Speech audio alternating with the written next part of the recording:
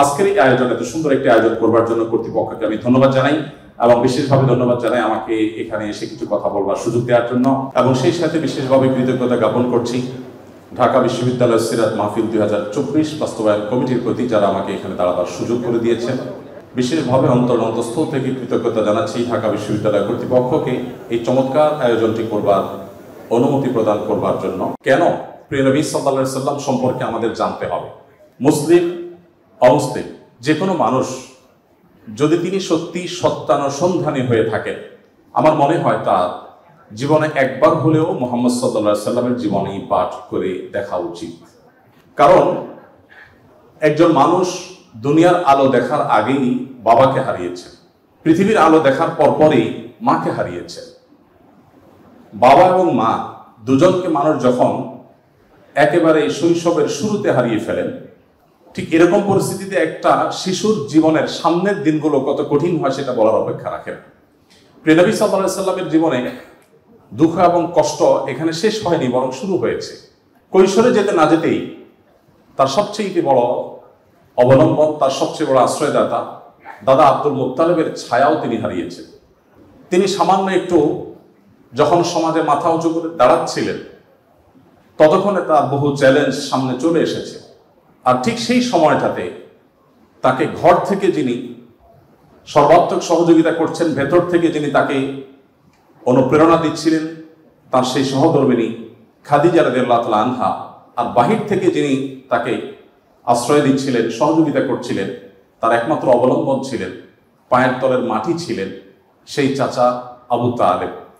ঠিক একই সময় আল্লাহ রাব্বুল আলামিন এই দুটি ছায়াকেও তার মাথার উপর থেকে সরিয়ে দিলেন। এরপর শুরু হলো মক্কার চিরচেনা মানুষগুলোর অচেনা আচরণ, তাদের সেই দুঃসহ নির্যাতন, জুলুম, এই সবগুলোকে পাশ কাটিয়ে তিনি আপন মিশনকে বাস্তবায়নের লক্ষ্যে এগিয়ে যেতে লাগলেন। যখন মক্কাতে আর থাকতে পারছিলেন না, আল্লাহর নির্দেশে হিজরত করলেন মদিনায় গিয়ে। সেখানে একটু শান্তিতে বসবাস করবেন সেই সুযোগটাও তাকে দেয়া হয়নি। তাকে সেখানে চাপিয়ে দেওয়া হয়েছে বদর, উহুদ, খন্দক, একের পর এক যুদ্ধ, বিগ্রহ, আগ্রাসন, জুলুম, নিষ্পেষণ। একটি একটি করে বাধা পেরিয়ে তিনি মাত্র মদিনায় হিজরতের পর 10 বছরের মধ্যে গোটা পৃথিবীর মোড় পরিবর্তন করে তার মিশনকে সাকসেসের সর্বোচ্চ শিখরে পৌঁছে তারপর দুনিয়া থেকে চলে গেলেন। একজন মানুষ যার পৃথিবীর আলো দেখার আগে থেকেই বিপদ মাথার উপর ছিল, পৃথিবীতে আসার পর পদে পদে একটা পর একটা পায়ের তলের মাটিগুলো সরে যেতে লাগলো। মৃত্যুর আগ মুহূর্ত পর্যন্ত যার বিরুদ্ধে এত ষড়যন্ত্র, এত বাধা, এত বিপত্তি, এত সংকট, এত কিছুর পরও মাত্র 10 বছরে গোটা পৃথিবীর মোড়কে পরিবর্তন করে পৃথিবীর নতুন ইতিহাস রচনা করে যে মহানায়ক চলে গেলেন, যে মহামানব চলে গেলেন। আপনি অন্য ধর্মাবলম্বী মানুষ হলেও আপনি সত্যানুসন্ধানের দৃষ্টির কারণে শুধুমাত্র এই লোকটি সম্পর্কে আপনার জানা প্রয়োজন। যে মানুষটির সামগ্রিক জীবনে একটি জায়গা পাওয়া যায় না যে জায়গাটি দেখে বলা যায় যে এখানে তিনি একটি ভুল সিদ্ধান্ত গ্রহণ করে সরি বলতে বাধ্য হয়েছে। আপনাদের কারণ জানা আছে?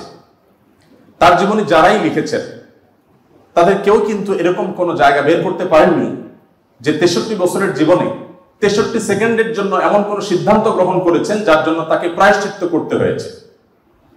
কে সে মানুষ? কি ছিল তার জীবনীতে? কিভাবে সম্ভব?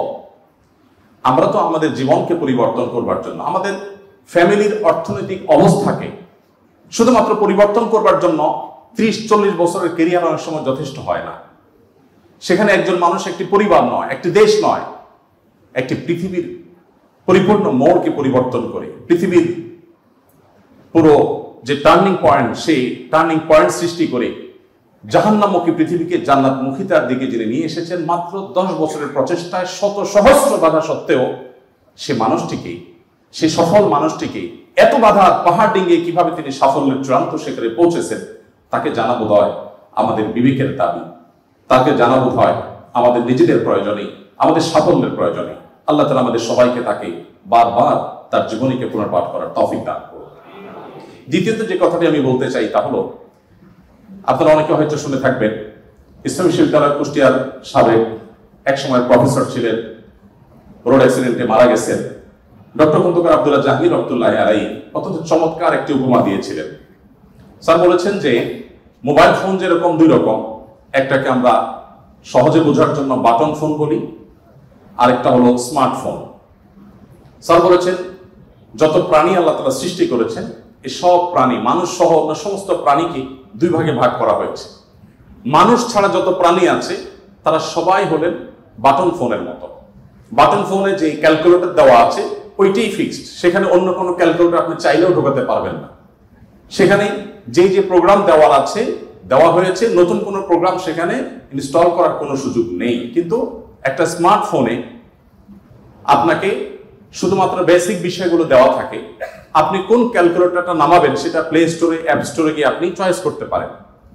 আপনি সেখানে কোন ব্রাউজারটা নামাবেন সেটাও আপনি চয়েস করতে পারেন। আপনি সেখানে কোন অ্যাপটা নামাবেন সেটা আপনি চয়েস করতে পারেন। আল্লাহ তাআলা মানুষকে সৃষ্টি করেছেন অনেকটা এই স্মার্টফোনের মতো করে, অর্থাৎ মানুষের ভেতরে তিনি কোনটা ইনস্টল করবেন, ভালো কিছু ইনস্টল করবেন, খারাপ কিছু ইনস্টল করবেন, এই ব্যাপারে আল্লাহ রাব্বুল আলামিন মানুষকে স্বাধীনতা দিয়ে রেখেছেন। আর মানুষ যেহেতু কাউকে না কাউকে অনুসরণ করে এবং তার ভেতরে যদি কিছু না কিছু ইনস্টল করতেই হয়, এই প্রয়োজনে একজন মানুষ মুহাম্মদ সাল্লাল্লাহু আলাইহি সাল্লামকে পাঠ করা, তাকে জানা তার জীবনে গুরুত্বপূর্ণ।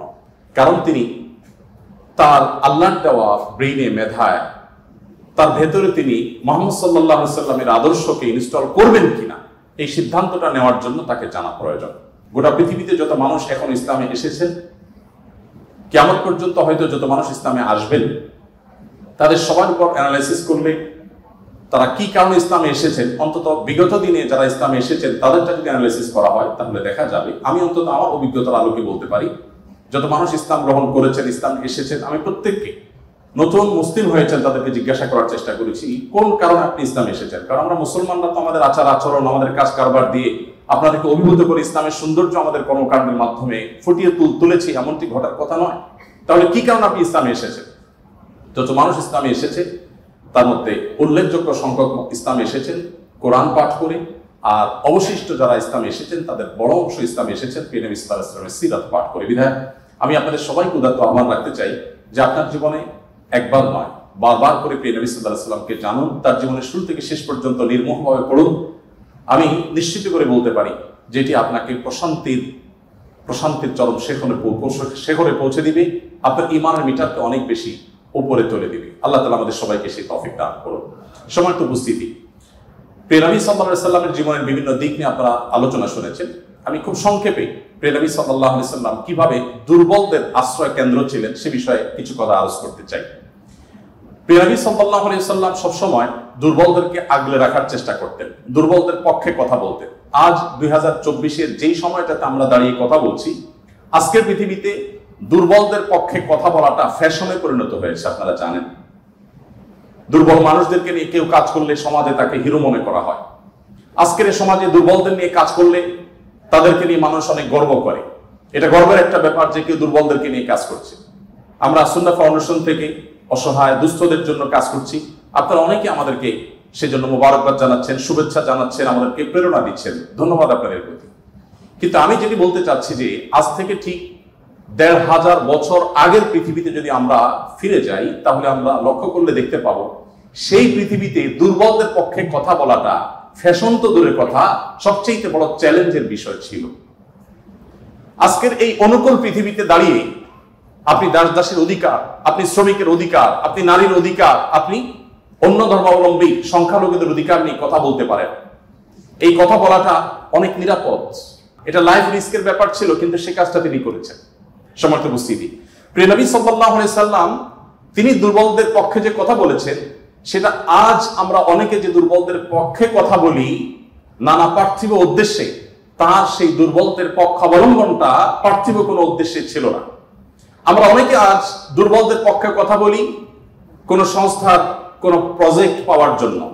আমরা অনেকে দুর্বলদের পক্ষে কথা বলি কোন প্রজেক্ট পেয়েছি সেই টাকা হালাল করবার জন্য। আমরা অনেকে দুর্বলদের পক্ষে কথা বলি সোশ্যাল মিডিয়াতে প্রচুর লাইক কমেন্ট পাওয়া যাবে সেজন্য। আমরা অনেকে দুর্বলদের পক্ষে কথা বলি এর পেছনে আমাদের পার্থিব কোনো স্বার্থ আছে সেই কারণে। মুহাম্মদ সাল্লাল্লাহু আলাইহি সাল্লাম সেই ব্যক্তি ছিলেন যিনি দুর্বলদের পক্ষে কথা বলেছেন প্রচন্ড প্রতিকূল পরিবেশে।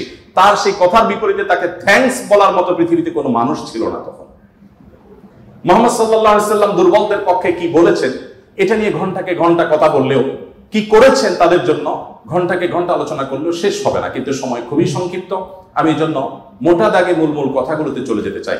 সর্বপ্রথম যেটি বলতে চাই, প্রিয় নবী সাল্লাল্লাহু আলাইহি সাল্লামের আবু দাউদ, তিরমিজি এবং নাসাই বর্ণিত এক হাদিস থেকে আমরা জানতে পারি, তিনি বলেছেন, তোমরা তোমাদের যে সমস্ত দুর্বল মানুষরা আছে সেই সমস্ত দুর্বল মানুষদের ব্যাপারে আমার কাছে তালাশ করবে, খোঁজ খবর নিবে, তাদের জন্য কোনো কিছুর প্রয়োজন হলে আমাকে বলবে। কেন? কারণ তোমরা জানো যে তোমাদের আল্লাহ তাআলার তরফ থেকে যে রিজিক প্রাপ্ত হও, ফাইন্নামা তুরজাকুন ওয়া তুনসারুনা বিদুআফাইকুম, তোমাদের যারা দুর্বল আছে সে দুর্বল এবং অসহায় মানুষগুলোর উসিলায়, তাদের কারণে আল্লাহ তাআলা তোমাদেরকে যুদ্ধ বিগ্রহে শত্রুর বিপক্ষে জয় দিয়ে থাকেন, সেগুলো তাদের কারণে দেন। আবার একইভাবে তোমাদের যে রিজিক আল্লাহ তাআলা দিয়ে থাকেন, এই রিজিকটা তোমাদের মধ্যে থাকা যে দুর্বল মানুষগুলো আছে তাদের কারণে আল্লাহ তাআলা দিয়ে থাকেন। সম্মানিত উপস্থিতি, এই হাদিসের মাধ্যমে নবী সাল্লাল্লাহু আলাইহি সাল্লাম বোঝাতে চেয়েছেন তার আশেপাশে দুর্বল মানুষেরাই বেশি থাকে। আপনারা জানেন বেলাল, আম্মার, সোহেব, আরো যে সমস্ত সাহাবী ছিলেন, সালমান ফারসি রাদিয়াল্লাহু তাআলা আনহু সহ, এই সমস্ত অসহায় মানুষগুলো একাধারে বহিরাগত, বাহির থেকে আসা। আরবের মানুষরা বাহিরের মানুষদেরকে মানুষ মনে করতে কুণ্ঠাবোধ করে অনেকে, বা বেশিরভাগ। সেই সময়ের বাস্তবতা ছিল অনেকটা সেরকম। নবী করিম সাল্লাল্লাহু আলাইহি সাল্লাম সেই পরিস্থিতিতে বাহির থেকে আসা সালমান ফারসি, শুধু তার পরামর্শে গোটা মদিনার চতুর্পাশে পরীক্ষা খনন করা সেই কষ্টসাধ্য কাজ শুরু করে দিয়েছিলেন।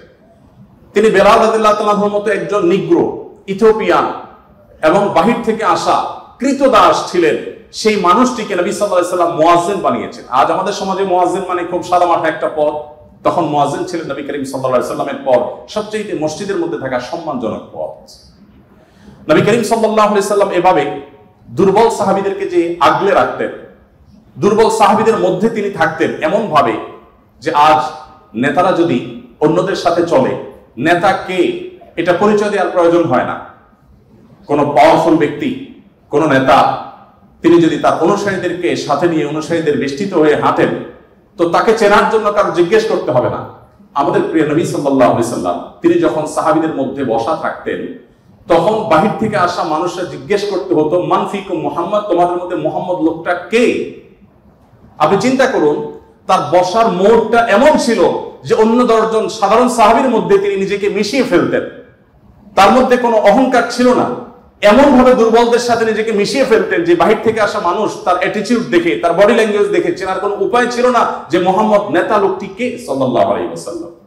সম্মানিত উপস্থিতি, ঠিক একইভাবে আমরা জানি নবী করিম সাল্লাল্লাহু আলাইহি ওয়াসাল্লাম কারা জান্নাতবাসী, জান্নাতি লোকদের মার্কা কি, সেটা বলতে গিয়ে বলেছেন যে আলা আখবিরুকুম বিআহলিল জান্নাহ, তোমাদেরকে কি আমি বলে দিব না যে তোমাদের মধ্যে বিচরণকারী মানুষদের মধ্যে কারা কারা জান্নাতি, জান্নাতি হিসাবে তোমরা কাদেরকে সুধারণা করতে পারো, তাদের আলামত কি, যে আলামত দেখে তুমি অনুমান করবে, আন্দাজ করবে লোকটা জান্নাতি। নবী করিম সাল্লাল্লাহু আলাইহি ওয়াসাল্লামের পর নিজে জবাব দিয়ে বলেছেন, কুল্লু দাঈফিন মুতাদাঈফ, যে সমস্ত মানুষগুলো দুর্বল, বিনয়ী, নিরীহ, এই মানুষগুলো জান্নাতি। অর্থাৎ যদি তাদের ঈমান অন্য সব বিষয়গুলো ঠিকঠাক থাকে, পাশাপাশি তিনি যদি নিরীহ গোছের হন, বিনয়ী হন, বিনম্র হন, তিনি যদি খুব বেশি অহংকারী, অনেক বেশি রূঢ় স্বভাবের না হন, তাহলে এই মানুষগুলো জান্নাতি হওয়ার এটি একটি বড় লক্ষণ। এখানে নবী করিম সাল্লাল্লাহু আলাইহি ওয়াসাল্লাম দুর্বলতাকে জান্নাতি হওয়ার বা বিনয়কে জান্নাতি হওয়ার লক্ষণ হিসাবে উল্লেখ করেছেন। এখান থেকে বোঝা যায় দুর্বলদের অবস্থান তার কাছে কেমন ছিল। আমরা নবী সাল্লাল্লাহু আলাইহি ওয়াসাল্লামের যে দুর্বলদের প্রতি তার যে ভালোবাসা, তাদের অধিকার আদায়ের প্রচেষ্টা, তাদেরকে সমাজে তাদের যথাযথ অধিকার ফিরিয়ে দেওয়ার প্রচেষ্টা, সে সম্পর্কে যদি আমরা কয়েকটা উপমা দিতে চাই, আমরা একজন করে বলতে চাই। নারীদের ব্যাপারে বলতে চাই, আপনারা জানেন নবী সাল্লাল্লাহু আলাইহি ওয়াসাল্লাম যে সমাজে এসেছেন, সেই সমাজে নারী হিসেবে জন্মগ্রহণ করাটা এটা একটা অপরাধ ছিল। জীবন্ত কন্যাকে নিজের বাবা নিজের হাতে পুঁতে ফেলত, শুধুমাত্র কন্যা হওয়ার কারণে। আল্লাহ কোরআনে বলেছেন, ওয়া ইযা বুশিরা আহাদুহুম বিল উনসা যাল্লা ওয়াজহুহু মুসওয়াদ্দান ওয়া হুয়া কাযীব, কারোর কন্যা সন্তান হয়েছে এই সংবাদটা তাকে দেয়া হলে তার মুখটা কালো হয়ে যেত। এরকম ভয়ঙ্কর এক বাস্তবতার মধ্যে নবী সাল্লাল্লাহু আলাইহি ওয়াসাল্লাম এসেছেন। আমি আবারও বলছি, আজকের সমাজে নারী অধিকার নিয়ে কথা বলা এটা অনেক সহজ।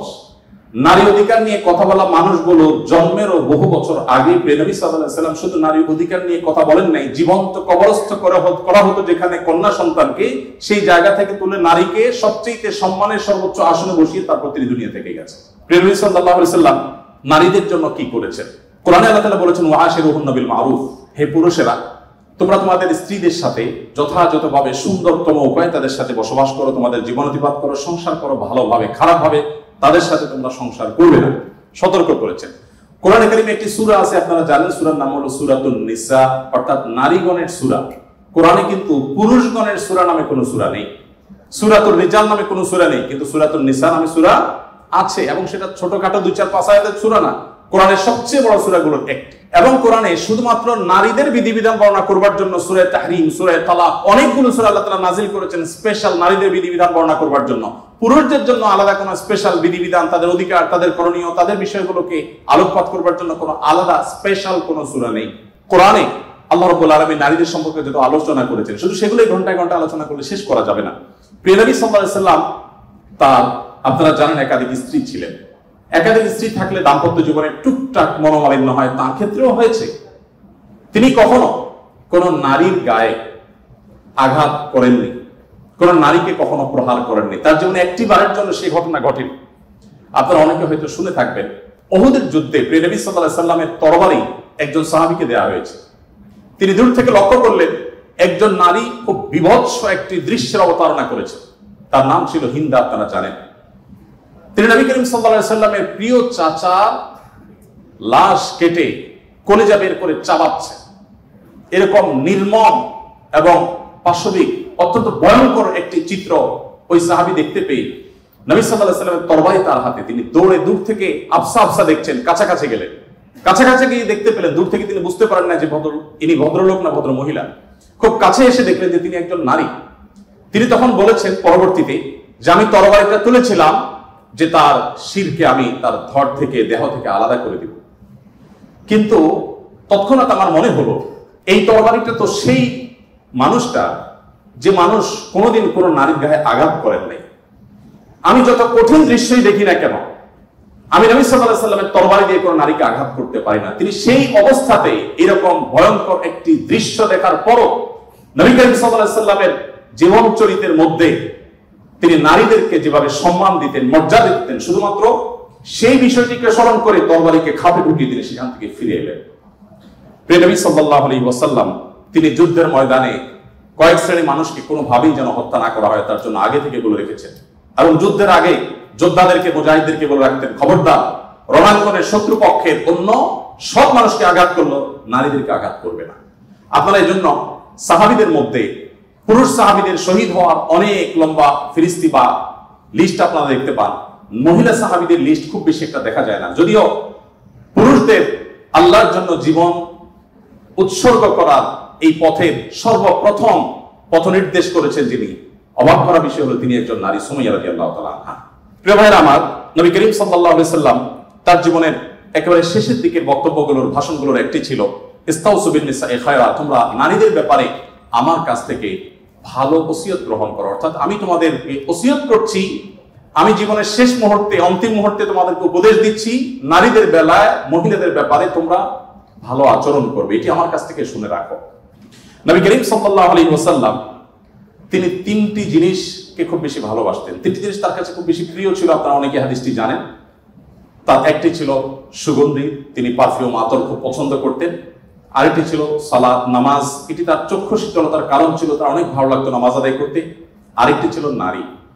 এখানে নারী প্রিয়র অর্থ হলো বাবা এবং মায়ের মধ্যে নবী সাল্লাল্লাহু আলাইহি ওয়াসাল্লাম বাবার চাইতে মাকে বেশি প্রায়োরিটি দিতেন, সন্তানের মধ্যে ছেলে এবং মেয়ের মধ্যে মেয়েকে বেশি ভালোবাসতেন, এত বেশি ভালোবাসতেন যে নবী সাল্লাল্লাহু আলাইহি ওয়াসাল্লামকে আল্লাহ তাআলা ছেলে সন্তান দিয়েছেন, তাদের সবাইকে শৈশবে মৃত্যু দিয়েছেন, তার একমাত্র 4টি কন্যা সন্তানকে বাঁচিয়ে রেখেছেন।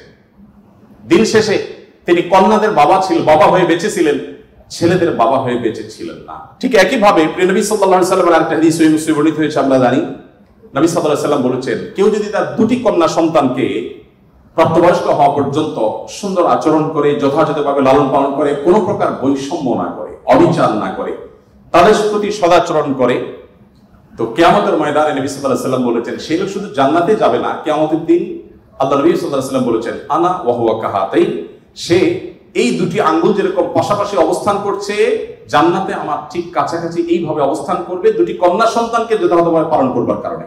আমি জানি না আপনারা নিশ্চয়ই অনেকে অনেক হাদিস পড়ে থাকবেন, আপনারা এমন কোন হাদিস পেয়েছেন কিনা যে 1 ডজন ছেলে সন্তান লালন পালন করলে এইরকম কোন ফজিলত, এর কথা কোথাও বলা হয়েছে? আপনারা দেখেছেন এরকম কোন হাদিস? আমি অন্তত পাইনি যে 1 ডজন ছেলে লালন পালন করেছে কোনো মা বাবা, তার বিনিময়ে তাদেরকে নবী সাল্লাল্লাহু আলাইহি ওয়াসাল্লাম বলেছে যে 12টা যেহেতু করেছে, 2টা মেয়ের বিপরীতে 12টা ছেলে করেছে, একটা পুরস্কার হোক না। এরকম কোন পুরস্কারের কথা আমার জানা নেই। এরপরে যখন এক শ্রেণীর মানুষ বলে যে ইসলাম নারীদেরকে ঠকিয়েছে, তখন তাদের ব্যাপারে কি বলা যায় সেটা আপনারা ঠিক করবেন। সম্মানিত উপস্থিতি, নবী করিম সাল্লাল্লাহু আলাইহি ওয়াসাল্লাম বলেছেন, কোন বাবা, কোন অভিভাবক, কোন প্যারেন্টস, কোন মা যদি কোনো কন্যার কারণে কন্যা দায়গ্রস্ত হয়ে পড়ে, সমাজের মানুষের কুসংস্কারের কারণে যদি তার মুখটা ছোট হয়ে যায়, কোন কারণে তিনি যদি কোনটা সময় পরিস্থিতির মধ্যে পড়ে যান, এরপরও তিনি যদি সেই মেয়েদেরকে লালন পালন করার ক্ষেত্রে কোনো কার্পণ্য না করেন, সমাজের বিরুদ্ধে দাঁড়িয়ে বুক টান টান করে যে তার কন্যাদেরকে তিনি ভালোবাসা দেন, সদাচরণ করেন, তাদের অধিকার যথাযথভাবে দিয়ে দেন, তাহলে সেক্ষেত্রে নবী সাল্লাল্লাহু আলাইহি ওয়াসাল্লাম বলেছেন এই কন্যাদের প্রতি সদাচরণ করবার কারণে জাহান্নাম থেকে মুক্তির কারণ হবে কিয়ামতের ময়দানে ওই ব্যক্তির জন্য। এটি নবী সাল্লাল্লাহু আলাইহি ওয়াসাল্লামের বহু হাদিস আছে, আমি আর সেদিকে যাব না, শুধুমাত্র একটি হাদিস বলে শেষ করব। সেটা হলো, আপনারা জানেন নবী করিম সাল্লাল্লাহু আলাইহি ওয়াসাল্লামকে জিজ্ঞাসা করা হলো, ইয়া রাসূলুল্লাহ মান আহাক্কুন নাসি বিহুসনি সুহবাতি, আমার সবচেয়ে ভালো আচরণ পাওয়ার অধিকারটা কার? নবীজি সাল্লাল্লাহু আলাইহি ওয়াসাল্লাম বলেছেন, উম্মাক, তুমি সবচেয়ে ভালো আচরণ করবে তোমার মায়ের। এরপর জিজ্ঞাসা করা হলো, হে আল্লাহর রাসূল, তারপর? আপনারা জানেন হাদিসটি খুবই প্রসিদ্ধ হাদিস, তিনি বলেছেন তারপর তোমার মায়ের। জিজ্ঞাসা করা হলো তারপর, এরপর বললেন তারপরও তোমার মায়ের। এরপর সাহাবী যখন জিজ্ঞাসা করলেন, ইয়া রাসূলুল্লাহ তারপর? এরপর বললেন তোমার বাবা। আপনারা অনেকে শুনেছেন ডক্টর জাকির নায়েক, তিনি এই হাদিস প্রসঙ্গে বলেছেন, আল্লাহ নবী সাল্লাল্লাহু আলাইহি ওয়াসাল্লাম গোল্ড মেডেলটাও দিলেন মাকে, তারপর সিলভার মেডেলটাও দিলেন মাকে, ব্রোঞ্জটাও দিলেন মাকে, বাবাকে দিলেন একটা সান্ত্বনা পুরস্কার। এরপরে যদি কেউ বলে যে ইসলাম নারীদেরকে ঠকিয়েছে, যে যুক্তিতে বলে সেটা আপনারাও জানেন আমিও জানি, বলা হয় বাবার সম্পদে ছেলে যদি 2 টাকা পায়, মেয়ে 1 টাকা পায়, এখানে মেয়ের প্রতি অবিচার করা হয়েছে। আপনারা জানেন এর মতো হাস্যকর একটা দাবি আরেকটি হতে পারে না, কারণ ছেলে বেচারা, এতক্ষণ শুধু মেয়েদের কথা বলছি, আসলে তো ছেলেদেরকে আমরা দুর্বল হিসেবে দেখি। ছেলে বেচারা প্রাপ্তবয়স্ক হওয়ার পর বাবা মা তার ভরণ পোষণ দিতে বাধ্য নন। যদি বাবা বলেন যে তুমি প্রাপ্তবয়স্ক হয়ে গেছো, তোমার চাল ডাল তুমি জোগাড় করো, বাবা মা সেটা বলতে পারেন, সে রাইট তাদের আছে। বিয়ে এখনো বেচারা করে নাই, মাত্র প্রাপ্তবয়স্ক হয়েছে। এরপর প্রাপ্তবয়স্ক হওয়ার পর যখন বিয়ে শাদীর চিন্তা করে, বাপ মা এটা বলতেই পারেন যে বাবা তোমার বিয়ে শাদীর টাকা তুমি জোগাড় করো, আমি তোমার বইয়ের গহনা কিনে দিব, মোহর জোগাড় করব, তোমার খরচ খরচা দিব। এটা বাবা মা করতে বাধ্য নন শরীয়তের দৃষ্টিকোণ থেকে, ছেলেটা ছেলেকেই জোগাড় করতে হবে।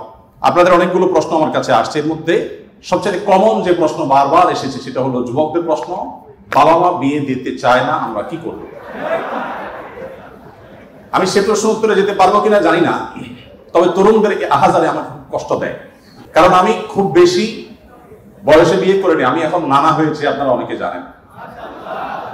আমার এই বয়সে আমি নানা হয়েছি, এটা অনেকে শুনলে আসমান থেকে নাজিল হওয়ার উপক্রম হয় যে কিভাবে সম্ভব। তো আমি বলি, আমি আমার সংসার জীবন গোছানো শেষ, আমি এবং আমার মিসেস সহ বাকি জীবন আরামের সাথে দেশ বিদেশ যদি ঘুরেও বেড়াই, আল্লাহ বিল্লাহ করে বাকি জীবন কাটিয়ে দিই, আমার কোনো টেনশন নাই, কারণ আমার সংসারের সব সেট আপ করা শেষ।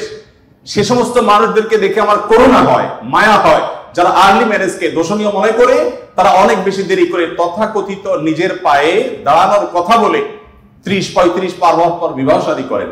এই মানুষগুলো তাদের ছেলে মেয়ে হইতে হইতে, প্রথম তো আবার ছেলে মেয়ে নেওয়া যাবে না, একটা লম্বা সময় এনজয় করতে হবে, 40-এর পর হয়ে যায় ছেলে মেয়ে হতে হতে। এরপর এই ছেলে পড়ালেখা করে গ্রাজুয়েশন করতে করতে 55-60 ছুঁই ছুঁই হয়ে যায়, ততক্ষণে সংসারের ঘানি টানতে থাকে। আল্লাহ না করুন ছেলেটা যদি অমানুষ হয়, এই বেচারা বৃদ্ধ বয়সে আর যাওয়ার কোনো উপায় নাই। আবার সন্তান তো 1টা বা 2টা বেশি নেওয়া যাবে না, তাহলে তার দুঃখের কোনো শেষ আছে? আর আমার সবকিছু কমপ্লিট। এখন ছেলে মেয়ে যদি বেশি বেতাল হয়, বেলাইন হয়, সোজা কানটা বলে দিয়ে দরজা দেখা দিতে কোনো অসুবিধা নাই, কারণ আমার 2nd, 3rd, 4th অপশন আছে, অনেকগুলো সন্তান আছে। আর দ্বিতীয়ত আমার বয়সে এখনো অনেকখানি বাকি আছে। যাই হোক, আমি সেদিকে যাচ্ছি না। আমি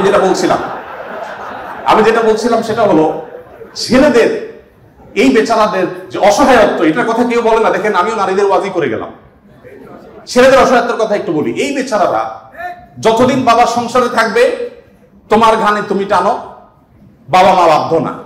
মেয়েকে কিন্তু এটা বাবা বা মা বলতে পারেন না। এরপর যখন বিয়ে হবে, বিয়ের সময় ওই যে ছেলেরা চিরকুট নিয়ে আসে, হুজুর একটু বলে দেন আমার আব্বা এখানে আছে। আমি পল্টনে একটা হোটেলের উদ্বোধনী দিনে আমার এক বন্ধু মানুষ সেখানে গেছিলাম, এক ছেলে তার বাবাকে ধরে আমার কাছে নিয়ে আসছে, এসে বলছে হুজুর আপনার অনেক ওয়াজ শুনছি, আজকে আমার বাপটা হাতের কাছে পাইছি, আমাকে বিয়ে দেন। আমি বহু বলছি, আজকে আপনি হাতে নাতে বলেন। আমি নিজের লজ্জা লাল হয়ে গেলাম, কি বেহার মতো। যাই হোক, তো এই বেচারারা বিয়ে করতে যাবে, বাপ বলে যে কি করো তুমি বিয়ে করবে, মানে টাকা কামাই করো। মেয়েদের বিয়ের সময় কি বাবা মা এটা বলে তুমি কয় টাকা কামাই করছো তোমার বিয়ে দিব? বলে? বলার সুযোগই নেই, রাইটই নেই। এরপরে বিয়েটা যখন হয়ে যায়, এই বেচারা এতদিন নিজের পেট পালা লাগতো, এখন বউয়ের পেট পালো, ছেলে মেয়ের পেট পালো, তাদের উপার্জনের দায় দায়িত্ব তার। নিজের বাবা মা যদি বৃদ্ধ হয়ে যান, অসহায় হয়ে যান, তাদের দায়িত্ব তার। বাপের বাড়ি যাওয়ার সময় বাজারটা তার করতে হয়, শ্বশুর বাড়ি যাওয়ার সময় মিষ্টির প্যাকেটটার টাকাও তাকে দিতে হয়। শতভাগ খরচ ছেলের, আর বাপের সম্পদে পাবে হলো 2 টাকা 2 আনা, আর মেয়ে পাবে 1 টাকা। তার অন্যের খরচ তো দূরের কথা, নিজের খরচই তার উপরে বর্তায় না। ইসলাম কি তাকে কম দিয়েছে না বেশি দিয়েছে? একজনকে 2 টাকা দিয়ে বাজারে পাঠিয়ে বিরাট বড় ফর্দ দেখাই দিয়েছেন, এতগুলো সব তোমাকে আনতে হবে। আরেকজনকে 1 টাকা দিয়ে বললেন যে তুমি শুধুমাত্র এই টাকা দিয়া যা খুশি তা করতে পারো। তাহলে এই 1 টাকা যাকে দেওয়া হয়েছে তার অধিকার কি কম দেওয়া হয়েছে না বেশি দেওয়া হয়েছে?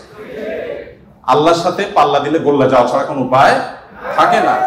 যারা নিজের বিবেক দিয়ে আল্লাহ সুবহানাহু ওয়া তাআলার বিচারকে, বিশ্লেষণকে বিচার করতে চায়, তারা আল্লাহর উপরে যে খোদার উপরে খোদাগিরি বলে যে সে মূর্খতা ছাড়া কিছুই করছে না। আমি শ্রদ্ধা রেখে তাদের প্রতি বলতে বাধ্য হলাম। যাই হোক, আমি যেটা বলছিলাম যে নবী সাল্লাল্লাহু আলাইহি ওয়াসাল্লাম মেয়েদের সম্পর্কে এত কথা বলেছেন, দেখুন যে মা হিসাবে মেয়েদের মর্যাদা এত বেশি। ইমাম মালিক রাহমাতুল্লাহ আলাইহি একটি চমৎকার কথা বলেছেন। তিনি বলেছেন যে আল আম্বিয়া আবুল বানাত, আপনারা অবাক হবেন, যত নবী রাসূল পৃথিবীতে এসেছেন বেশিরভাগ নবী রাসূলদেরকে আল্লাহ তাআলা ছেলে সন্তান না দিয়ে মেয়ে সন্তান দিয়েছেন। এরপরে যেটা বলতে চাই তা হলো বিধবা এবং ইয়েতিমদের ব্যাপারে। দেখুন, ইয়েতিম বিধবার ব্যাপারে নবী করিম সাল্লাল্লাহু আলাইহি ওয়াসাল্লাম বলেছেন, বুখারীতে হাদিসটি বর্ণিত হয়েছে, আস-সাইলাল আরমালাতি ওয়াল মাসাকিন কাল মুজাহিদি ফি সাবিলিল্লাহ আও কাল্লাযী ইয়াকুমুল লাইলা ওয়া ইয়াসুমুন নাহার। যে ব্যক্তি কোনো বিধবার ব্যয়ভারের দায়িত্ব গ্রহণ করবে, আপনি এরকম কোন হাদিস দেখাতে পারবেন না যে একটা লোক বেচারা বউ মরে গেছে, মনমরা থাকে, যদি কোনো ভদ্র মহিলা তার আশ্রয় দেওয়ার জন্য তিনি অনুপযুক্ত হওয়া সত্ত্বেও নিজেকে পেশ করেন, উপস্থাপন করেন, আর তার আশ্রয় হয়ে যান, তাহলে নবী সাল্লাল্লাহু আলাইহি ওয়াসাল্লাম বলেছেন তার এই পুরস্কার আছে। নিশ্চয়ই ভালো কাজের সওয়াব আছে, কিন্তু আলাদা পার্টিকুলার কোনো সওয়াবের কথা নবী সাল্লাল্লাহু আলাইহি ওয়াসাল্লাম বলেন নাই। কিন্তু একজন বিধবার ব্যাপারে কিন্তু সেই কথা বলা হয়েছে। ইয়েতিমের ব্যাপারে নবী সাল্লাল্লাহু আলাইহি ওয়াসাল্লাম বলেছেন, আনা ওয়া কাফিলুল ইয়াতীমি কাহাতাইন, আমি এবং ইয়েতিমের অভিভাবক, যিনি ইয়েতিমের দায়িত্ব নেন, এই দুইজন এই দুটি আঙ্গুলের মতো পাশাপাশি জান্নাতে অবস্থান করব। আপনারা কেউ বলতে পারেন যে জান্নাতে এই লোক নবীর কাছে থাকবে, এর আগে শুনলাম 2টা কন্যা লালন পালন করলে সেও নবী সাল্লাল্লাহু আলাইহি ওয়াসাল্লাম কাছে থাকবে, তো নবী সাল্লাল্লাহু আলাইহি ওয়াসাল্লাম কাছে কতজন থাকবে? আসলে দুনিয়াতে আমরা একজনের সাথে আরেকজন হাঁটতে পারি, আখিরাতকে আমরা দুনিয়ার মতো কম্পেয়ার করি বা বিবেচনা করি, আখিরাতের বিষয়টা সম্পূর্ণ ভিন্ন। নবী সাল্লাল্লাহু আলাইহি ওয়াসাল্লামের জান্নাত এটা তো দুনিয়ার কোনো প্রাসাদের মতো হবে না, বিশাল বড় জগৎ নিয়ে হবে। সবচেয়ে ছোট জান্নাতে যে গোটা পৃথিবীর সমান 10 পৃথিবীর সমপরিমাণ জান্নাত তিনি পাবেন।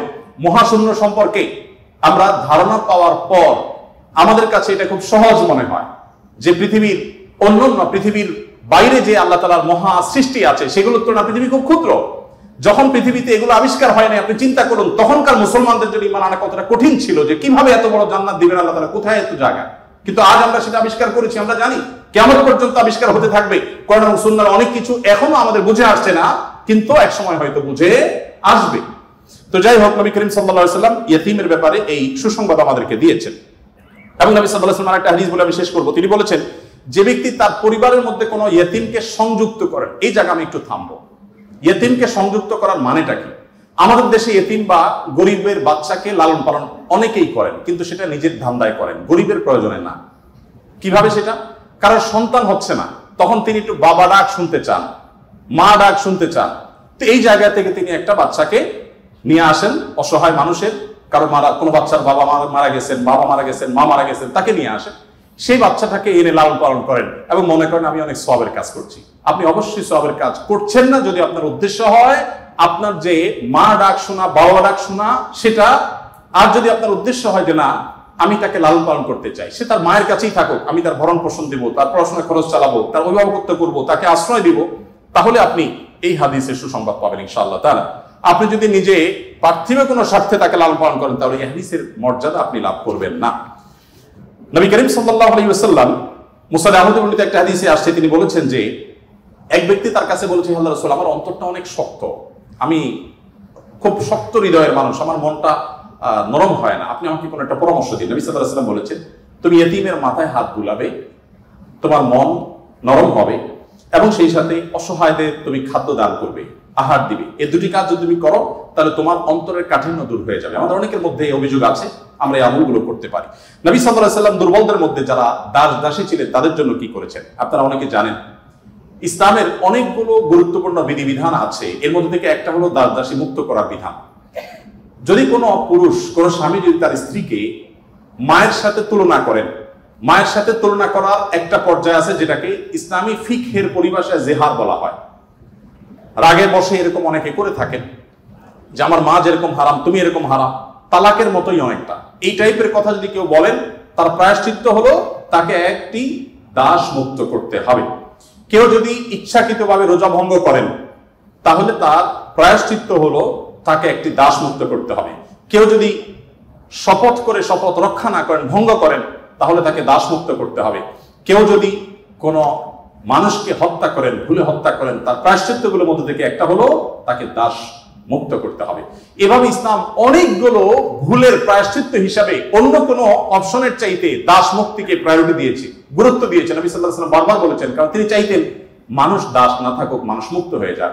নবী সাল্লাল্লাহু আলাইহি ওয়াসাল্লাম আজকের পৃথিবীর মতো ফ্যাক্টরি রেভলিউশনের পর মানুষের মুক্তির জন্য বা দাস প্রথার বিরুদ্ধে তিনি কথা বলেছেন এমন না। আমি আগেই বলেছি, আজ পৃথিবীতে বহু দুর্বলদের পক্ষে কথা বলা মানুষ পাবেন, তার সবগুলোই বেশিরভাগই দেখবেন স্বার্থের কারণে।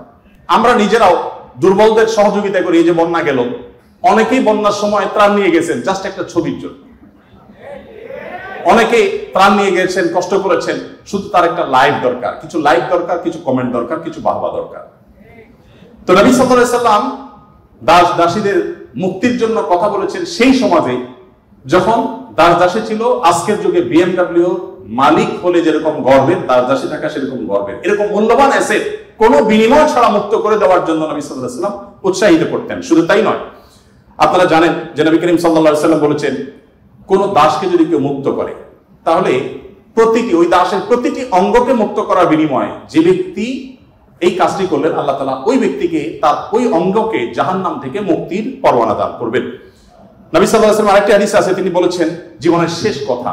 নবী সাল্লাল্লাহু আলাইহি ওয়াসাল্লামের জীবনের শেষ কথা কি আমরা জানি, অনেকে জানি, আসসালাতু আসসালাত ওয়া মা মালাকাত আইমানুকুম। অর্থাৎ নবী করিম সাল্লাল্লাহু আলাইহি ওয়াসাল্লামের জীবনের শেষ কথা ছিল, তোমরা নামাজের ব্যাপারে দায়িত্বশীল থাকবে, নামাজের ব্যাপারে দায়িত্বশীল থাকবে, এবং তোমাদের দাসীদের ব্যাপারে দায়িত্বশীল আচরণ করবে। এটা ছিল তার জীবনের শেষ কথা। একটা মানুষের কাছে দাসীদের অধিকার কত গুরুত্বপূর্ণ হলে, অধীনস্থ মানুষগুলোর অধিকার কত গুরুত্বপূর্ণ হলে জীবনের শেষ কথা এটা বলে চলে যান যে তোমরা তাদের ব্যাপারে খবরদার সদাচরণ করবে, তাদের প্রতি কোনো জুলুম অবিচার করবে না। আপনারা অনেকে আবু মাসউদ আনসারী রাদিয়াল্লাহু তাআলা আনহুর নাম শুনেছেন। আবু মাসউদ আনসারী রাদিয়াল্লাহু তাআলা আনহু তার একজন দাসকে প্রহার করছিলেন, অধীনস্থকে, কাজের লোককে প্রহার করছিলেন। নবী সাল্লাল্লাহু আলাইহি ওয়াসাল্লাম পেছন থেকে বললেন, হে আবু মাসউদ, সাবধান, শুনে রাখো আবু মাসউদ, লাল্লাহু আকদার আলাইকা মিনকা আলাই, তুমি এই দাসের প্রতি যতটা পাওয়ার রাখো, হোল্ড করো, আল্লাহ তাআলা তোমার উপর তার চেয়ে বেশি পাওয়ার হোল্ড করেন, মাইন্ড ইট। এই কথা শোনার পর আবু মাসউদ আনসারী রাদিয়াল্লাহু তাআলা আনহু সেই দাসকে মুক্ত করলেন। বলে, ইয়া রাসূলুল্লাহ, আমি তাকে মুক্ত করে দিলেন। তখন নবী সাল্লাল্লাহু আলাইহি ওয়াসাল্লাম বলেছেন, যদি তুমি আর তাকে মুক্ত না করতে, জাহান্নাম তোমাকে স্পর্শ করতো। আব্দুল্লাহ ইবনে ওমর রাদিয়াল্লাহু তাআলা আনহু বলেছেন, আমি নবী করিম সাল্লাল্লাহু আলাইহি ওয়াসাল্লামকে বলতে শুনেছি, যে ব্যক্তি কোনো দাসের প্রতি জুলুম করবে, তাকে অন্যায়ভাবে প্রহার করবে, তার কাজের লোককে, অধীনস্থ লোককে, তার প্রায়শ্চিত্ত হলো সে অধীনস্থ লোকটাকে সে মুক্ত করে দিতে হবে, দাস মুক্ত করে দিতে হবে, যেটা সহজ কোনো ব্যাপার ছিল না তখন। বুখারীর একটি বিশ্ববিখ্যাত হাদিস, স্বর্ণের অক্ষরে যেটা টানিয়ে রাখা দরকার আমাদের বাসা বাড়িতে। নবী সাল্লাল্লাহু আলাইহি ওয়াসাল্লাম বলেছেন, ইখওয়ানুকুম খাওয়ালুকুম, তোমাদের ভাই ব্রাদার যারা, তারাই তোমাদের অধীনস্থ কাজের মানুষ। এই মানুষগুলো সম্পর্কে নবী সাল্লাল্লাহু আলাইহি ওয়াসাল্লাম বলেছেন, জাআলাহুল্লাহু তাহতা আইদিকুম, তাদেরকে আল্লাহ তাআলা তোমাদের অধীনস্থ করে দিয়েছেন। এর মধ্যে ইঙ্গিত রয়েছে আল্লাহ চাইলে তোমাকে তার অধীনে করে দিতে পারতেন। অতএব ফামান কানা আখুহু তাহতা ইয়াদি, যে ব্যক্তি তার ভাই তার অধীনে থাকবে, অর্থাৎ কোনো দাস, কোনো দাসী, অথবা যে কোনো কাজের মানুষ, এখানে হাদিসে দাস দাসী কথা বলা হয়নি, যে কোনো কাজের লোক, অধীনস্থ মানুষ যদি কারোর অধীনে থাকে, ফালইউতআইনহু মিম্মা ইয়াকুল, তাহলে সে যা খায় একই কোয়ালিটির খাবার যেন তাকে অফার করে, এবং সে যা পোশাক পরে একই কোয়ালিটির পোশাক যেন তাকে পরা। একটু থামতে চাই এখানে। আপনি একটু কল্পনা করুন এমন একজন মানুষের যিনি অনেক পয়সার মালিক, অনেক বড় পদ হোল্ড করেন, তিনি তার ড্রাইভার তার জন্য যখন পোশাক কিনছিলেন, একই সময় তার নিজের পোশাকও কিনছিলেন। একই পোশাক যেটা তার জন্য কিনেছেন, সেম পোশাক ড্রাইভারের সাইজ অনুযায়ী একই কোয়ালিটির, একই কালারের, একই জিনিস ড্রাইভারের জন্য কিনেছেন। এই দৃশ্যটা কি কল্পনা করা যায়? আজকের বাস্তবতা এটা কি খুব সহজ বিষয় মনে হয়? আমরা তো অনেকে অধীনস্থ মানুষদের পাশে বসে খাবো এটাকেই দোষী বিষয় মনে করি। আমরা কিন্তু নিজেদেরকে সভ্য মানে দাবি করি। আজকের পৃথিবীর মানুষের সভ্যতা যেখানে গিয়ে ঠেকবে, নবী সাল্লাল্লাহু আলাইহি ওয়াসাল্লাম তিনি এবং তার সাহাবা ইকরাম পৃথিবীকে যেই জায়গায় রেখে গেছেন সভ্যতার, সেখানে পর্যন্ত আজকের পৃথিবীর সভ্যতার সর্বোচ্চ শিখরে গিয়ে পৌঁছতে পারবে। নবী করিম সাল্লাল্লাহু আলাইহি ওয়াসাল্লাম তিনি তাকে একবার জিজ্ঞাসা করা হলো যে হে আল্লাহর রাসূল, আমাদের যে কাজের লোক আছে, খাদেম আছে, এই লোকগুলোর যত ভুল করে কয়বার মাফ করা যায় আপনি একটু বলেন? মানে একটা সীমা আছে তো, কতবার মাফ করা যায়? নবী করিম সাল্লাল্লাহু আলাইহি ওয়াসাল্লাম চুপ থাকলেন। লোকটা আবার একই কথা বললেন, নবী সাল্লাল্লাহু আলাইহি ওয়াসাল্লাম চুপ থাকলেন। তিনি আবার যখন বললেন, নবী করিম সাল্লাল্লাহু আলাইহি ওয়াসাল্লাম বলেছেন দিনে 70 বার মাফ করবা। এর মানে হলো তুমি নিজেকে নিয়ন্ত্রণহীন করবে না। এই বিষয়ে অবশ্য ওয়াজ করা অনেক সহজ, আমল করা অনেক কঠিন। আল্লাহ তাআলা আমাদেরকে আমলের তৌফিক দান করুন। এভাবে নবী করিম সাল্লাল্লাহু আলাইহি ওয়াসাল্লাম দুর্বলদের পক্ষে, দুর্বলদের অধিকার আদায়ের জন্য অনেক কথা বলেছেন। সেই সময় যখন দুর্বলদের পক্ষে কথা বলা আজকের মতো ফ্যাশনের বিষয় ছিল না। আজ যারা অধিকারের কথা বলে তাদের জন্মেরও হাজারো বছর আগে প্রিয় নবী সাল্লাল্লাহু আলাইহি ওয়াসাল্লাম এই মানুষগুলোর অধিকার আদায় করে উন্নতির চরম শিখরে রেখে গেছেন। পৃথিবী আবার তাদেরকে অবনমন করেছে, আর সেজন্য আমাদেরকে কথা বলতে হচ্ছে। সম্মানিত উপস্থিতি, নবী করিম সাল্লাল্লাহু আলাইহি ওয়াসাল্লাম তিনি অন্য ধর্মাবলম্বীদের অধিকার নিয়ে যত কথা বলেছেন, অনেক লম্বা কথা বলতে হবে, আমার হাতে একেবারে সময় নেই।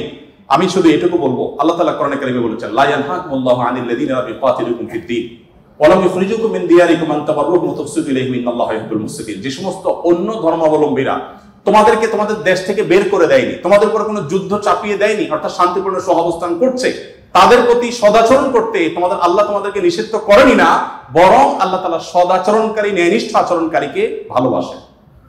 তার মানে সংখ্যালঘুদের প্রতি, অন্য ধর্মাবলম্বীদের প্রতি কোন মুসলিম যদি সদাচরণ করে, এই লোক আল্লাহর ভালোবাসা পাবে। বাংলাদেশে মানুষ ধর্মপ্রাণ, এদেশে ওলামা ইকরাম দায়িত্বশীল। এই জন্য আমি প্রায় বলি, আমাদের আশেপাশে অন্য যে কোনো দেশের সংখ্যালঘুদের চাইতে আমাদের দেশের সংখ্যালঘুরা আলহামদুলিল্লাহ অনেক ভালো আছে, সেজন্য আমরা অনেক হ্যাপি এবং সুখী। আমরা চাই তারা আরো ভালো থাকুক। আমাদের আশেপাশে বিভিন্ন দেশে বহু ধর্মীয় দাঙ্গা হয়েছে, শত শত মানুষ মারা গেছে। বাংলাদেশে আজও পর্যন্ত কখনোই ধর্মীয় দাঙ্গায় শত শত মানুষ তো দূরের কথা, ডজন ডজন মানুষ মারা গেছে, এমন কোন ঘটনা কখনো শোনা। সংখ্যালঘুদের নির্যাতনের যে সমস্ত বিচ্ছিন্ন ঘটনা ঘটে, এটা আমরাও জানি, আমাদের সংখ্যালঘু ভাই বোনেরাও জানেন। এটা দিন শেষে রাজনৈতিক ফায়দা হাসিলের নীল নকশা ছাড়া আর কিছুই নয়। বাংলাদেশের সবচেয়ে বড় ধর্মীয় শিক্ষা প্রতিষ্ঠান হাটহাজারী মাদ্রাসা ঠিক কোল ঘেঁষে একটা মন্দির, আমি সেই মাদ্রাসার ছাত্র। এত প্রাচীন এই মন্দির এবং মাদ্রাসাও প্রাচীন, শতবর্ষী মাদ্রাসা এবং প্রাচীন মন্দির। কেউ বলতে পারবে না যে মাদ্রাসার হাজার হাজার ছাত্রের কেউ কোনোদিন একটা ঢিল সেই মন্দিরে নিক্ষেপ করেছেন অথবা মন্দির থেকে পাল্টা এরকম কিছু হয়েছে, কেউ বলতে পারবে না। বাংলাদেশের মানুষের সাম্প্রদায়িক সম্প্রীতির যে উদ্যোগ দৃষ্টান্ত, পৃথিবীর অনেক উন্নত দেশেও সে দৃষ্টান্ত নেই। এটা আমরা কোত্থেকে পেয়েছি? ইসলাম থেকে পেয়েছি। আমাদের সংখ্যালঘু ভাই বোনদের প্রতি সদাচরণ করতে আমাদের ইসলাম বলে, ভালো মুসলিম হওয়ার প্রয়োজনে আমাদের এটা করতে হচ্ছে।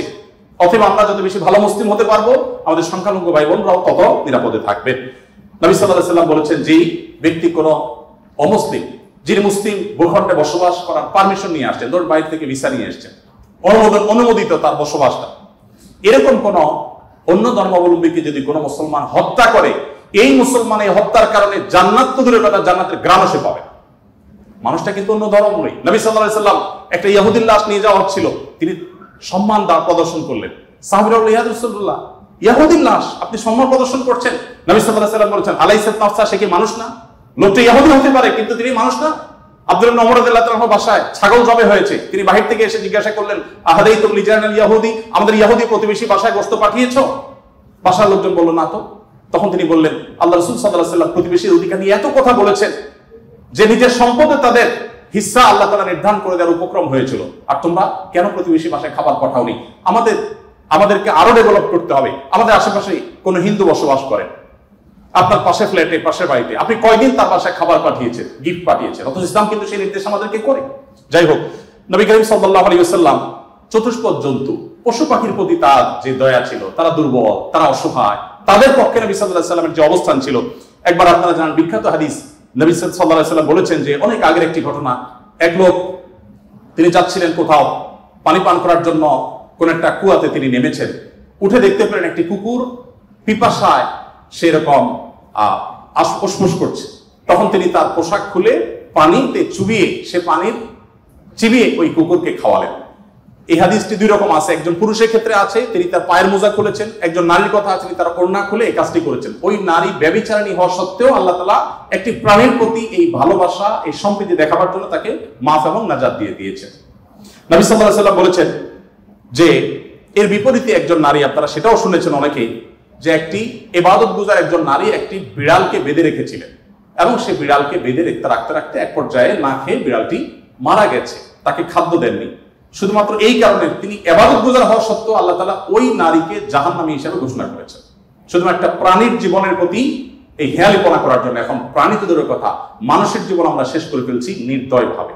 নবী করিম সাল্লাল্লাহু আলাইহি ওয়াসাল্লামের আরো হাদিস আমরা জানি, একটা পাখির দুটি বাচ্চাকে কেউ একজন ধরে নিয়ে গেলেন। নবী আলাইহিস সালাম যখন দেখলেন এই কাজটি কেউ করেছে, তখন বললেন যে কে কাজটি করেছো?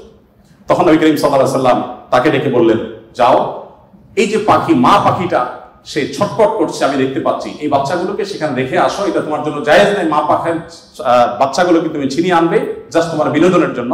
তখন নবী করিম সাল্লাল্লাহু আলাইহি ওয়াসাল্লাম ওই নির্দেশ সাহাবীকে করেছেন এবং ভর্ৎসনা করেছেন এই কাজটি করবার জন্য। এর বিপরীতে আরেকটা ঘটনা আমরা জানি, এর পাশাপাশি আরেকটা ঘটনা আমরা জানি, নবী সাল্লাল্লাহু আলাইহি ওয়াসাল্লাম এক ব্যক্তিকে দেখলেন তিনি পিপিলিকার উপদ্রব থেকে বাঁচার জন্য আগুন দিয়ে পোড়াচ্ছেন। তিনি বলেছেন, খবরদার, লা ইউআযযিবু বিন-নার ইল্লা রাব্বুন নার, আগুন দিয়ে পুড়িয়ে নির্মম ভাবে তুমি এটাকে হত্যা করতে পারো, যদি হত্যা করতেই হয় তাহলে তুমি এমনি পিষে মেরে ফেলো, অন্য কোনো ভাবে মেরে ফেলো, নির্মম ভাবে তুমি মারতে পারো না। আমাদের অনেকে দেখবেন যে ওই যে এক ধরনের আঠা পাওয়া যায় ইঁদুর মারা, সে আঠা দিয়ে ইঁদুর মারার চেষ্টা করেন, নির্মম ভাবে মৃত্যু, হত্যা করা বা নিধন করা, এটা জায়েজ নেই। সে আপনাকে উপদ্রব করে আপনি হত্যা করতে পারেন, কিন্তু নির্মম ভাবে হত্যা করবা বা হত্যাকে আপনি এনজয় করবেন, এই অধিকার আপনাকে ইসলাম দেয়নি। নবী করিম সাল্লাল্লাহু আলাইহি ওয়াসাল্লাম তার সাহাবী আব্দুল্লাহ ইবনে সাঈদ ইবনে জুবাইর বলেছেন যে সাহাবী আব্দুল্লাহ ইবনে ওমর রাদিয়াল্লাহু তাআলা আনহু একবার যাচ্ছিলেন, দেখলেন যে কুরাইশের কিছু যুবক কিছু পাখিকে বেঁধে রেখে তীর নিক্ষেপ করছিলেন হাত সই করার জন্য, এবং ওই পাখিগুলোর যে মালিক তাকে বলেছেন যেটা লাগবে না মিস হবে, ওই তীরটা তোমার, বিনিময়ে তুমি তীর পেয়ে যাবে, আর লাগলে তো পাখি মারা যাবে। এটা জাস্ট মজা করছিল তারা। দেখেন আল্লাহ নবী সাল্লাল্লাহু আলাইহি ওয়াসাল্লাম সাহাবী আব্দুল্লাহ ইবনে ওমর যখন এসেছেন, জাস্ট তাকে দেখেছে, দেখার সাথে সাথে দৌড়ে পালিয়ে গেছে তারা, ওই যুবকরা, কারণ জানেন যে নবী সাল্লাল্লাহু আলাইহি ওয়াসাল্লাম সাহাবী কোন প্রাণীর প্রতি নির্মমতাকে সহ্য করবেন না, চলে গেছে তারা। তখন এবার আব্দুল্লাহ ইবনে ওমর রাদিয়াল্লাহু তাআলা আনহু বলেছেন, আল্লাহ লানত এবং অভিশাপ নাজিল হয় ওই মানুষগুলোর প্রতি যারা কোনো প্রাণীকে এরকম বিনোদনের জন্য জাস্ট তীর মেরে, গুলি মেরে বিভিন্ন ভাবে লক্ষ্যবস্তু তাদেরকে বানায়। নবী করিম সাল্লাল্লাহু আলাইহি ওয়াসাল্লামের জীবনের বহু ঘটনা আছে, আমরা বলে শেষ করতে পারবো না, আমি একেবারে শেষের দিকে চলে আসছি। একবার নবী করিম সাল্লাল্লাহু আলাইহি ওয়াসাল্লাম একটি ওট দেখতে পেলেন, খুব ক্ষীণকায়, জীর্ণশীর্ণ, দুর্বল, এবং তার চোখে পানি। নবী সাল্লাল্লাহু আলাইহি ওয়াসাল্লাম তার শরীরের উপরে খুব আলতো করে হাত বুলিয়ে দিলেন। তখন সেই ওটের আচরণ দেখে বর্ণনাকারী সাহাবী বলছেন, মনে হচ্ছিল সে অনেকটা প্রশান্ত অনুভব করেছে। তখন তিনি ওটের মালিককে ডেকে বললেন যে এই ওটকে তুমি কেন ভালো করে খাবার দাবার দাও না, তার ব্যাপারে তুমি আল্লাহকে কেন ভয় করো? নবী সাল্লাল্লাহু আলাইহি ওয়াসাল্লাম তাকে সতর্ক করলেন। ঠিক একই ভাবে নবী সাল্লাল্লাহু আলাইহি ওয়াসাল্লাম ঐতিহাসিক একটি হাদিস সহিহ মুসলিমে তিনি বলেছেন, ইন্নাল্লাহা কাতাবাল ইহসানা আলা কুল্লি শাই ফাইদা কাতালতুম ফাহসিনুল কিতলা ওয়া ইযা যাবাহতুম ফাহসিনুজ যিবহা। যদি কেউ কোন প্রাণীকে জবাই করতে হয়, জবাই করে খেতে হয়, আল্লাহ তার জন্য হালাল করেছেন, সেও যেন নির্মম ভাবে জবাই না করে। এই জন্য ছুরি যেন ভালো করে ধার দিয়ে নেয়, যাতে করে পশুর প্রতি নির্মমতা করতে করতে ধীরে ধীরে তাকে যেন হত্যা করতে না হয়। এমনকি কোনো মানুষকে যদি মৃত্যুদণ্ড দিতে হয়, তাকেও যেন নির্মম ভাবে হত্যা না করা হয়। প্রয়োজনে তাকে যদি মৃত্যুদণ্ড দিতে হয়, এমনকি রণাঙ্গনে যদি শত্রুপক্ষ হয়, নির্মম ভাবে তার অঙ্গ প্রত্যঙ্গ কেটে টুকরা টুকরা করবেন, এই নির্মমতা করার অনুমতি ইসলাম আপনাকে দেয়নি। আপনাকে মানুষ হতে বলেছে ইসলাম। নবী সাল্লাল্লাহু আলাইহি ওয়াসাল্লাম এক ব্যক্তিকে দেখলেন যে তিনি তার কোন একটা পশু জবাই করার জন্য শুয়েছেন, শুয়ে তারপরে সেই পশু ছুরি ধার দিচ্ছেন। একদিক থেকে শুয়েছেন, হয়তো পা দিয়ে পাড়া দিয়ে ধরে রেখেছেন, আর অপর দিক থেকে হাত দিয়ে তিনি ছুরি ধার দিচ্ছিলেন। নবী সাল্লাল্লাহু আলাইহি ওয়াসাল্লাম বলেছেন যে আতুরিদু আন তুমিতাহা মাউতা, তুমি কি চাও এই প্রাণীটাকে কয়েকবার হত্যা করতে? কেন তুমি আগে ছুরি ধার দিয়ে আনো নাই? নবী করিম সাল্লাল্লাহু আলাইহি ওয়াসাল্লাম একটি গাধার পাশ দিয়ে যাচ্ছিলেন, দেখতে পেলেন যে গাধাটার উপরে কেউ ছেক দিয়েছে, কোন লোহা টোহাতে দাগ দিয়ে ছেক দিয়েছে, ক্ষত বিক্ষত হয়েছে। নবী সাল্লাল্লাহু আলাইহি ওয়াসাল্লাম বলেছেন, লানাল্লাহু আল্লাযী ওয়াসামা, যে ব্যক্তি গাধাটাকে ছেড়ে দিয়েছে, আল্লাহর লানত, আল্লাহর রহমত থেকে সে বঞ্চিত হয়ে অভিশাপ তার উপরে নাজিল হবে। নবী করিম সাল্লাল্লাহু আলাইহি ওয়াসাল্লাম এক ব্যক্তিকে দেখলেন যে তিনি বলছেন, হে আল্লাহর রাসূল, আমি যখন ছাগল জবে করি তখন আমি যাতে অপ্রয়োজনে কষ্ট দিতে না হয়, নির্মমতা করতে না হয়, সেদিকটা খেয়াল করে। নবী সাল্লাল্লাহু আলাইহি ওয়াসাল্লাম বলেছেন, রাহিমাকুল্লাহ, তুমি যদি ছাগলের প্রতি দয়া পরবশ হও, আল্লাহ তাআলা তোমার প্রতি দয়া পরবশ হবেন। ভাইরা আমার, এমনকি তৃণলতা, গাছপালা, এগুলো প্রয়োজন ছাড়া যদি কেউ কাটে, নবী সাল্লাল্লাহু আলাইহি ওয়াসাল্লাম বলেছেন ওই ব্যক্তির মাথায় আল্লাহ তাআলা জাহান্নামের আগুন নিক্ষেপ করেন। প্রয়োজন ছাড়া যদি বৃক্ষ নিধন করে কেউ, আমি যদি সারাদিন সারারাত বলি, হয়তো নবী সাল্লাল্লাহু আলাইহি ওয়াসাল্লাম দুর্বলদের অধিকার আদায়ের জন্য কি করেছেন, শুধু কথা বলেননি, কি করেছেন সেগুলো বলে হয়তো শেষ করা যাবে না। আজকে যে জায়গায় আমি দাঁড়িয়ে কথা বলছি, এই বিশ্ববিদ্যালয় সহ বহু বিশ্ববিদ্যালয়, বিশেষ করে পাবলিক বিশ্ববিদ্যালয়গুলো, যেগুলো মেধাবীদের, দেশের সবচেয়ে বড় বড় ভালো মেধাবীদের সবচেয়ে বড় বিচরণ ক্ষেত্র, এই জায়গা থেকে আমাদের আনন্দের ওখানে অনেক ইতিহাস যেমন রচিত হয়েছে, দুই একটি দুঃখের এবং বেদনার ঘটনা এখানে ঘটতো। তার মধ্যে থেকে একটি হলো র্যাগিং এর ঘটনা। নতুন একজন শিক্ষার্থী, যেখানে পুরাতন শিক্ষার্থী বা বড় ভাইদের কাছে, সিনিয়রদের কাছে স্নেহ ভালোবাসা পাওয়ার কথা, র্যাগিং এর নামে তাকে অপমানিত করা, অপদস্থ করা, তাকে হ্যারাসমেন্ট করা, তাকে অপমান অপদস্থ করে পশুর মতো বুনো আনন্দে মেতে ওঠা, এটা আমাদের দেশের অনেক শিক্ষা প্রতিষ্ঠানের একটি অঘোষিত কালচারে পরিণত হয়েছিল। আমরা আশা করব এই পশুত্ব, এই নির্মমতা, এটা আমাদের দেশে আর কোনো শিক্ষা প্রতিষ্ঠানে কোনোদিন ফিরে আসবে না। আমরা সবাই যদি দায়িত্বশীল হই, আমরা সবাই যদি মানুষ হই, ভালো মুসলমান হতে হলে ভালো মানুষ আমাদেরকে হতে হবে। আমরা যদি ভালো মানুষ হই, তাহলে আমাদের দ্বারা এরকম ঘটনা কখনো ঘটতে পারে না। একজন মানুষের কষ্ট কারণ আনন্দের কারণ হতে পারে না। নবী করিম সাল্লাল্লাহু আলাইহি ওয়াসাল্লাম বলেছেন, যে ব্যক্তি কোনো ছোটদের প্রতি স্নেহ করে না, ভালোবাসে না, সে আমার উম্মত না। ছোট এবং জুনিয়রদের প্রতি যদি স্নেহ মমতা না থাকে, ভালোবাসা না থাকে, সে আর যা হোক নবী করিম সাল্লাল্লাহু আলাইহি ওয়াসাল্লামের উম্মত হিসাবে পরিচিতি পাবে না। অতএব র্যাগিং এর এই অপসংস্কৃতিকে ঝেঁটিয়ে শিক্ষা প্রতিষ্ঠানগুলো থেকে বিদায় করতে হবে আপনাদেরকে।